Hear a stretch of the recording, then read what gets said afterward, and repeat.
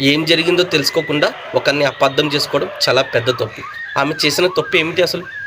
ఆపదలో ఉన్న ఆమెకు సహాయం చేసి తన ప్రాణాలను రక్షించడమా? సహాయం చేసిన తనకి కృతజ్ఞతగా చెప్పకపోగా ఆమెను తిట్టుపోస్తున్నారు. ఏం మనుషులు బాబు అసలు మీరు.